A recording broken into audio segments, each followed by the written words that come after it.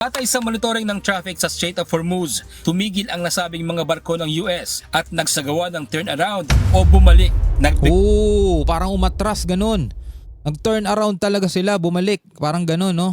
Napilitan umanong umatras mga tol ang isang US warships matapos bigyan ng warning ng Iranian Navy mga kapatid, no. Naglabas ng video ang Iranian Navy kung saan pinapakita nila na nire-radio challenge nila ang US warships at nagbanta silang tatargetin ito mga tol, no. Panoorin natin itong buong detalye mga kapatid, samahan ninyo ko. So dahil nga mga kapatid, hindi nagkaroon ng kasunduan sa pagitan ng Amerika mga kapatid at saka ng Iran, no? Ngayon ay umiinit na naman ang tensyon dito sa Middle East, no? Lalo na dito sa Strait of Hormuz matapos nga i-anunsyo ni US President Trump na magsasagawa sila ng blockade o haharangin nila ang lahat ng barko na daraan dito sa Strait of Hormuz, mga papasok at lalabas dito sa Strait of Hormuz. Ngayon mga kapatid, naglabas ng video itong Iranian Navy kung saan sinasabi nilang hindi nila pinahintulutan makadaan sa nasabing dagat o dito sa Strait of Hormuz itong US warships, at nagbanta pa sila mga kapatid na kapag hindi umalis ang US warships is tatargetin nila to. So panoorin natin mga tol, meron tayong dalawang video source dito mula sa Times of India at saka rito sa UNTV News. Again, magbibigay lang po tayo ng reaction video and commentary para maging aware tayo lahat kung ano ba ang totoong balita at hindi tayo mapapaniwala, no, ng mga kumakalat na fake news ngayon dito sa social media. So panoorin natin mula rito sa mga news agency na to mga tol. Navy Warship 121. This is Sepah Navy Station. Atong naririnig natin mga tol mula to sa Iran ha. Nire-radio challenge nila etong US warships. Balikan natin. Navy Warship 121. This is Sepah Navy Station.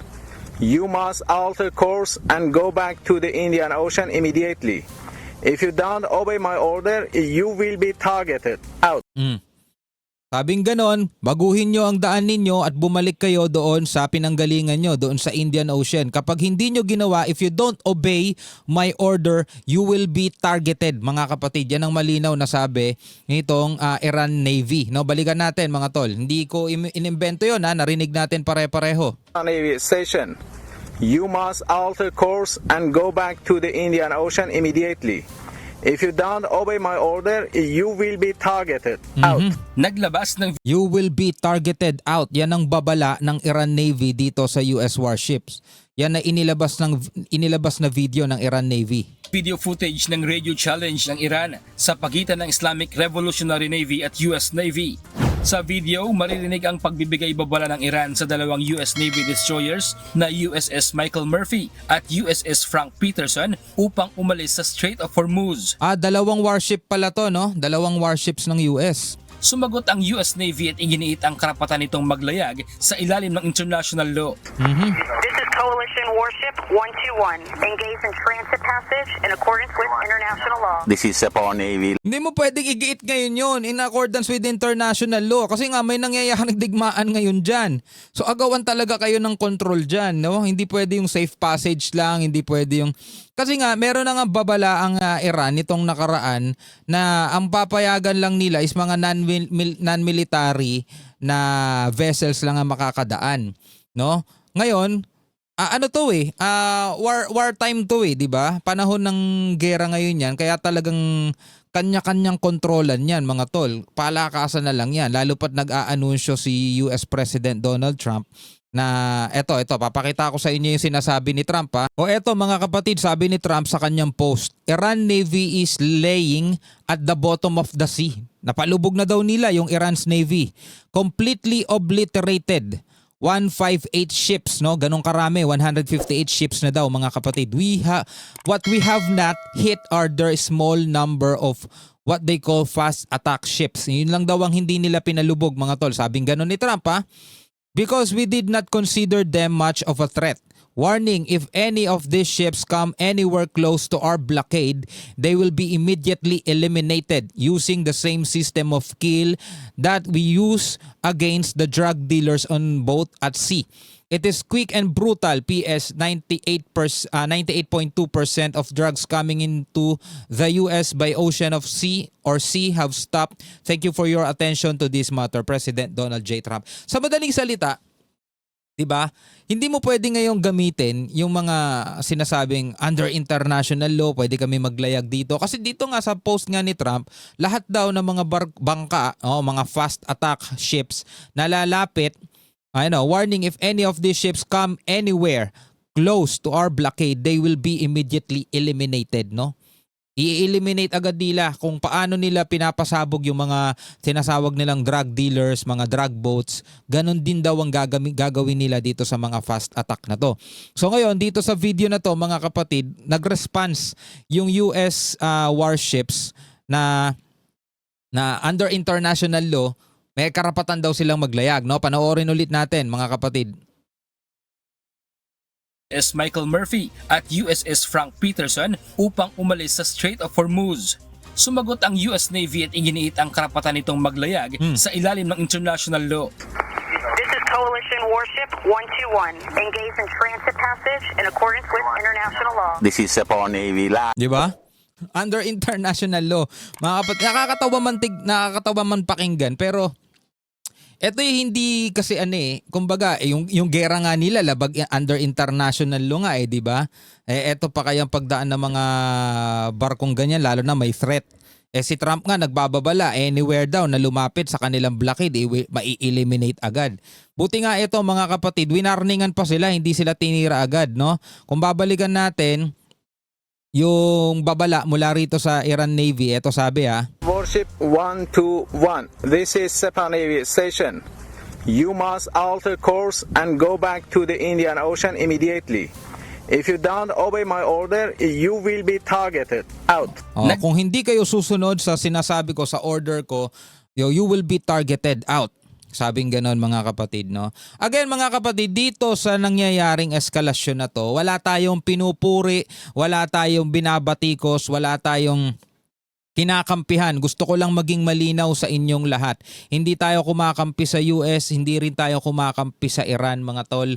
Tayo ay isang commentator lamang, nagre-reaction tayo sa mga balitang nangyayari ngayon, mga tol. No, kasi hindi talaga nagiging maganda ang sitwasyon. Gusto ko lang yan linawin para hindi kayo magkaroon ng maling kaisipan na baka meron tayong pinapanigang kahit na sino mang bansa. Wala tayong pinapanigan dyan, mga tol. Paulit-ulit ko yung sinasabi sa mga reaction video natin, hindi tayo pumapabor o kumakampi sa kahit na sino mang bansa. No? Gusto ko lang ulit linawin sa inyo yan. Tuloy natin, mga tol, dito na tayo. Sa ilalim ng international law. This is Coalition Warship 121, engaged in transit passage in accordance with international law. This is Japan Navy. Last warning, last warning, last warning. Ngunit hindi sumuko ang Iranian Navy at nagbigay ito ng babala sa ibang barko sa lugar na lumayo sa makikita nilang US warship dahil nakahanda itong pasabugan ito. Attention all vessels in Oman Sea. This is Iranian Japan Navy. If you see any warship in your vicinity, keep a distance more than 10 miles from them because I'm ready to open fire on them without any warning. Ayon kay Lumayo kayo kung makakita kayo ng warships sa inyong vicinity, sa inyong vicinidad, lumayo kayo ng at least, sabi niya, 5 miles o 10 miles, no?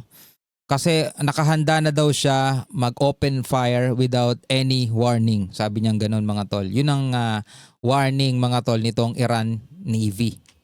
I'm ready to open fire on them without any warning. Without any warning.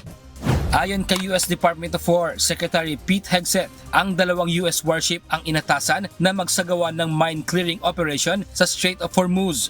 Kinumpirma rin ito ng US Central Command sa pangunguna ni Admiral Brad Cooper. Kasunod ito ng utos ni US President Donald Trump at babala sa lahat ng bansa na haharangin ng US ang anumang bansa kung magbibigay ng illegal na bayad o toll sa Iran sa Strait of Hormuz na tinawag niyang illegal at extortion. At kung aatakihin sila ng Iran ayon kay Trump, walang pasubaling pasasabugan nila ito. So yun nga, no? Kapag pinasabog naman din ng Iran, etong mga warships ng US is nangangahulugan na simula na ulit ang bakbakan. Tapos na yung ceasefire na pinagkasunduan nila. Kasi nga 'di ba nagkasundo sila 2 weeks ceasefire. Tigil putukan 'yan, walang aatake, magkabilang panig habang nagsasagawa ng kasunduan. Nagkausap na 21 hours mga kapatid pero walang nangyaring kasunduan. Bigo mga kapatid, sabing ganoon, ma-reach yung kasunduan na 'yon. Ngayon is nagkakaroon ng panibagong tensyon dito sa Strait of Hormuz. Etong dalawang warships ng US na dumadaan dito sa Strait of Hormuz mga tol ay binigyang warning ng Iran Navy. Pero kung sakali, wala pang naiuulat na tinarget talaga ng Iran etong dalawang barko ng US. No? Pero kung sakasakali man mangyari yon, isa lang ang malinaw dyan. Simulan na naman ng bakbakan yan kasi sabi nga ganon ni US President Trump, I have also instructed our Navy to seek and interdict every vessel in international waters that has paid a toll to Iran. No one who pays an illegal toll will have safe passage on the high seas. We will also begin destroying the mines the Iranians laid in the straits. Any Iranian who fires at us, no, or at peaceful vessels will be blown to hell. Sino man daw mga kapatid, no? Any Iranian who fires at us. Sino man daw ang Iranian na tumira sa kanila o titirahin sila ay sabi niya ganun, blown to hell. So, napanood natin mga tol, nag-warning etong Iranian Navy dito sa dumadaan na dalawang warships ng Amerika. Tatargetin daw sila pag hindi sila bumalik doon sa Indian Ocean pero wala pang ulat no na talagang tinarget sila ng Iran. Kung sakasakali man, ito'y panibagong bakbakan na naman. Batay sa monitoring ng traffic sa Strait of Hormuz, tumigil ang nasabing mga barko ng US at nagsagawa ng turnaround o bumalik. Parang umatras ganun. Nag-turn around talaga sila, bumalik. Parang ganun, no? Tumigil ang nasabing mga barko ng US at nagsagawa ng turnaround o Yan, no? bumalik. Bumalik eh. Bigay ito ng palaisipan sa mga kritiko ng US kaugnay ng laging claim ni Trump na wala na ang Navy at mahina na ang pwersa nito.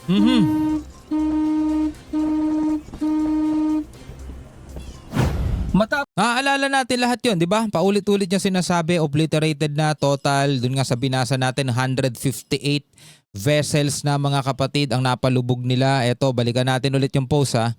Eto sabi 158 ships. What we have not hit are their small number of what they call fast track ships because we did not consider them much of a threat.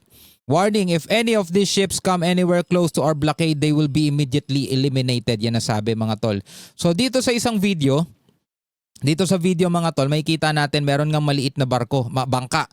Ito siguro yung tinatawag ni Trump na fast attack. Na ang pwersa nito. Ayan may Iranian flag eh. Matapos ang nabigong negosasyon. Okay, so putulin na natin yan mga tol. Ikaw, ano ang inyong masasabi tungkol dito mga tol? No? Napaatras nga ba? Kasi sabing ganun sa monitoring is umikot itong warships ng Amerika at bumalik dun sa pinanggalingan. Ano sa tingin ninyo mga kapatid ang dahilan? Ayon sa mga kritiko ni Trump, akala ko ba wala nang puwersa itong Iran? Akala ko ba napalubog na ninyong lahat, di ba? Pero bakit ganun? Umatras, bumalik, no? Ano sa tingin ninyo mga tol? No?